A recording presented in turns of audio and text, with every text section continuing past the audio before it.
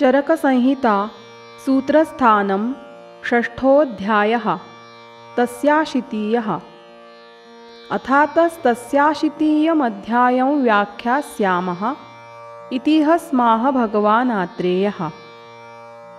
तस्याशीताद्यादाहाराद् बलं वर्णश्च वर्धते यस्यर्तुसात्म्यं विदितं चेष्टाहारव्यपाश्रयम्। इह खलु संवत्सरं षडङ्गं ऋतुविभागेन विद्यात्। तत्रादित्यस्य उदगयनमादानै च त्रीन् ऋतून् शिशिरादीन् ग्रीष्मान्तान् व्यवस्येत्। वर्षादीन् पुनर्हेमन्तान्तान् दक्षिणायनं विसर्गै च।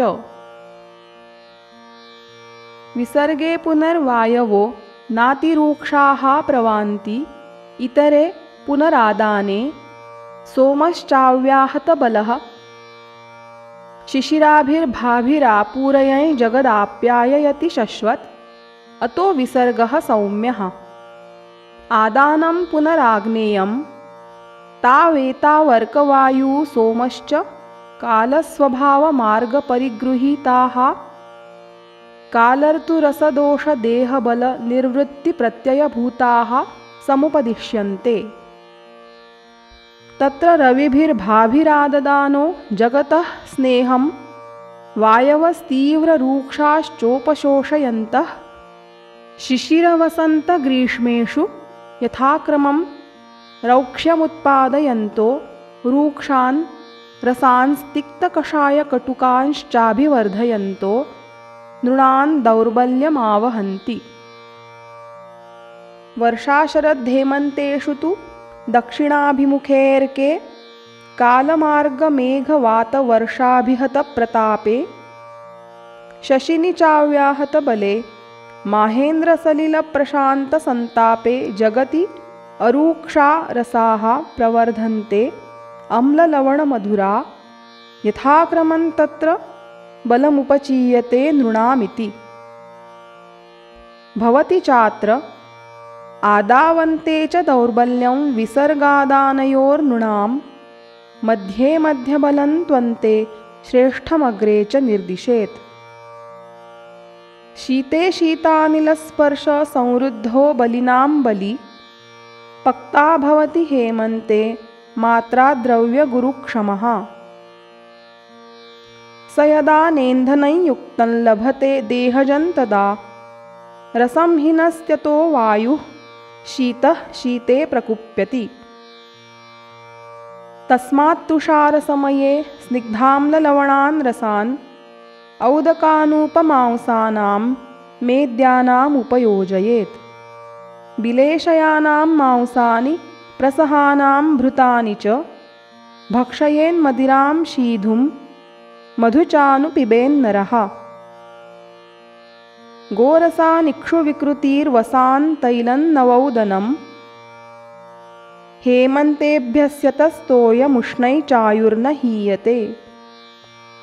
अभ्यङ्गोत्सादनं मूर्ध्नि तैलै जेन्ताकमातपं भजेद्भूमिगृहै चोष्णमुष्णं गर्भगृहं तथा। शीतेषु संवृतं सेव्यं यानं शयनमासनं प्रावाराजिनकौशेयप्रवेणीकुथकास्तृतं। गुरूष्णवासादिग्धाङ्गो गुरुणा सदा शयने प्रमदां पीनां विशालोपचितस्तनीम्। आलिङ्ग्यागुरुदिग्धाङ्गीं सुप्यात् समदमन्मथः प्रकामै च निषेवेत मैथुनं शिशिरागमे। वर्जयेदन्नपानानि वातलानि लघूनि च प्रवातं प्रमिताहारमुदमन्थं हिमागमे। हेमन्तशिशिरौ तुल्यौ शिशिरेऽल्पं विशेषणं रौक्षमादानजं शीतं मेघमारुतवर्षजम्। तस्माद्धैमन्तिकः सर्वः शिशिरे विधिरिष्यते निवातमुष्णं त्वधिकं शिशिरे गृहमाश्रयेत्।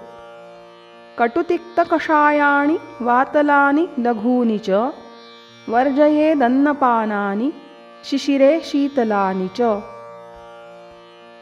वसन्ते निचितः श्लेष्मा दिनकृद्भाभिरीरितः कायाग्निं बाधते रोगांस्ततः प्रकुरुते बहून्। तस्माद्वसन्ते कर्माणि वमनादीनि कारयेत् गुर्वम्लस्निग्धमधुरं दिवा स्वप्नै च वर्जयेत्। व्यायामोद्वर्तनं धूमं कवलग्रहमैजनं सुखाम्बुना शौचविधिं शीलयेत् कुसुमागमे। चन्दनागुरुदिग्धाङ्गो यवगोधूमभोजनः शारभं शाशमैणेयं मांसल्लावकपिञ्जलम्। भक्षयेन्निर्गदं सीधुं पिबेन्माध्वीकमेव वा वसन्तेऽनुभवेत् स्त्रीणां काननानाय च यौवनम्। मयूखैर्जगतः स्नेहं ग्रीष्मे पेपीयते रविः स्वादुशीतं द्रवं स्निग्धमन्नपानं तदा हितम्। शीतं सशर्करं मन्थै जाङ्गलान् मृगपक्षिणः घृतं पयः सशाल्यन्नं भजन् ग्रीष्मे न सीदति। मद्यमल्पं न वा पेयमथवा सुबहूदकं लवणाम्लकटूष्णानि व्यायामै च विवर्जयेत्। दिवाशीतगृहे निद्रान्निशि चन्द्रांशुशीतले भजेच्चन्दनदिग्धाङ्गः प्रवाते हर्म्यमस्तके। व्यजनैः पाणिसंस्पर्शैश्चन्दनोदकशीतलैः सेव्यमानो भजेदास्यां मुक्तामणिविभूषितः। काननानि च शीतानि जलानि कुसुमानि च ग्रीष्मकाले निषेवेत मैथुनाद्विरतो नरः। आदानदुर्बले देहे पक्ता भवति दुर्बलः स वर्षास्वनिलादीनान् दूषणैर्बाध्यते पुनः। भूबाष्पान् मेघनिस्यन्दात् पाकादम्लाज्जलस्य च वर्षास्वग्निबले क्षीणे कुप्यन्ति पवनादयः। तस्मात् साधारणः सर्वो विधिर्वर्षासु शस्यते उदमन्थन् दिवा स्वप्नमवश्यायन्नदीजलम्। व्यायाममातपै चैव व्यवायै चात्र वर्जयेत् पानभोजनसंस्कारान् प्रायः क्षौद्रान्वितान् भजेत्।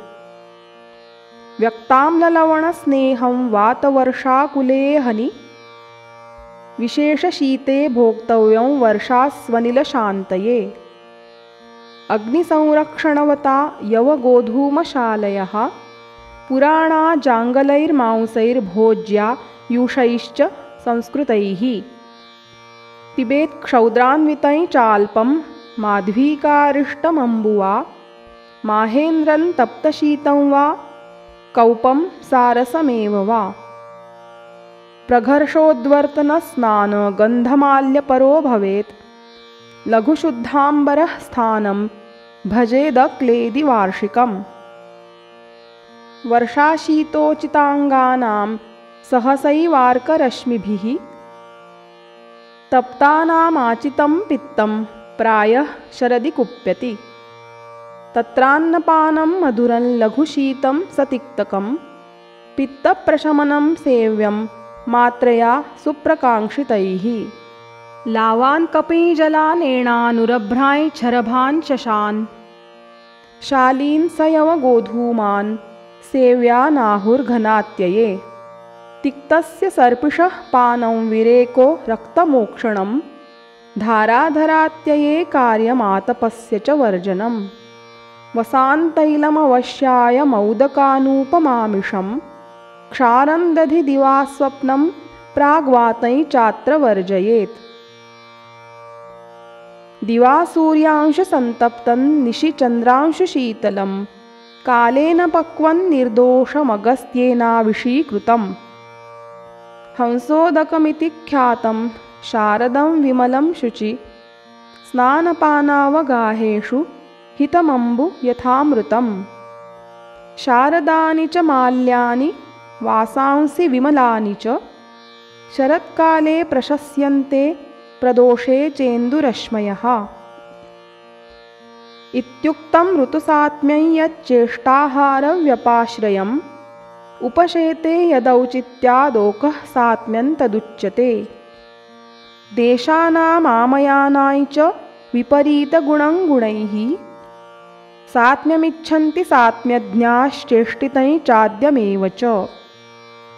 तत्र श्लोकः ऋतावृतौ नृभिः सेव्यमसेव्यं यच्च किञ्चन तस्याशितीये निर्दिष्टं हेतुमत्सात्म्यमेव च इत्यग्निवेशकृते तन्त्रे चरकप्रतिसंस्कृते श्लोकस्थाने तस्याशितीयो नाम षष्ठोऽध्यायः।